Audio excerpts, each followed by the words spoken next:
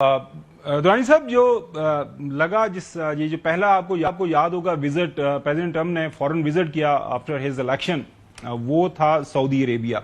उसके बाद वो कतर भी गए, यूएई।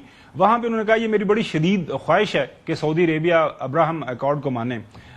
ये उनको इस बात का अच्छी तरह इल्म है, उनके जो पॉलिसी साज उन्होंने बताया होगा कि अगर सऊदी अरेबिया ने अब्राहम अकॉर्ड को मान लिया और इसराइल के साथ कुछ मामला आगे बढ़ाए तो फिर बाकी सारे ममालिक लाइन में लग जाएंगे।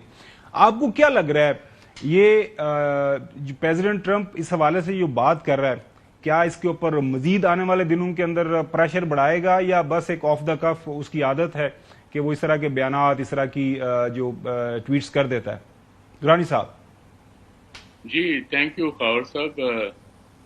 बात यह है कि प्रेसिडेंट ट्रंप जो है वो कहा ही जाता है कि वो ना सुनने के आदी नहीं है, ये एम्फेसाइज करते हैं। उसके बाद वो हाइप क्रिएट कर देते हैं और फिर वो कहते हैं कि वो उन्होंने अचीव कर लिया। ईरान के कॉन्टेक्स्ट में भी उन्होंने कहा है कि he has obliterated Iran's capability to go nuclear.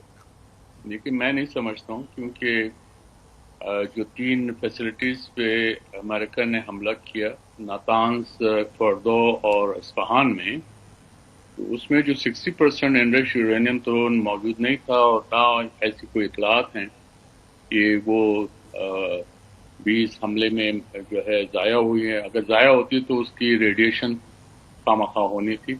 और उससे बढ़कर ये है कि प्रेसिडेंट ट्रंप अब ये साबित कर रहे हैं कि उनके नज़दीक इंटरनेशनल लॉ की कोई हैसियत नहीं है, क्योंकि ये जिन 3 फैसिलिटीज़ पे उन्होंने हमला किया वो अंडर IAEA सेफगार्ड्स थी और इसकी जो हिफाजत की जिम्मेदारी IAEA पे पड़ती थी। तो ये भी अब आपके सामने है। आते हैं इसके जो है अब्राहम अकॉर्ड की तरफ। तो ये तो जब सन 2000 में ये साइन हुआ तो उस वक्त ही ये बातें शुरू हो गई थी। उस वक्त से सऊदी अरबिया अंडर प्रेशर था, बातचीत तो उसी वक्त से शुरू है।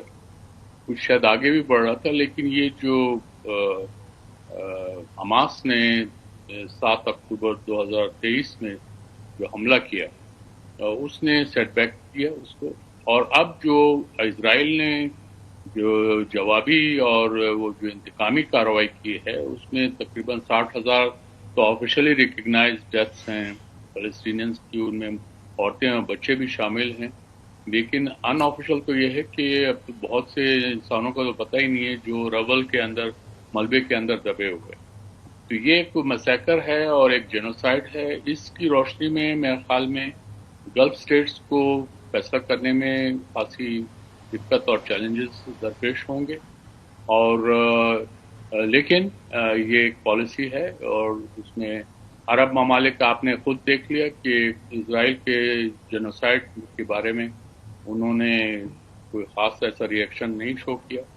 तो इसलिए सूरत-हाल अभी मिक्स है, इसके मिली जुली है और इसमें हतमी बयान देना मेरे ख्याल में कबल अज़ वक्त। लेकिन आपकी बात से मुझे लगा है कि प्रेसिडेंट ट्रंप जो है इसके ऊपर जो है प्रेस करेगा आने वाले दिनों के अंदर। There is no shortcut. जी बिल्कुल।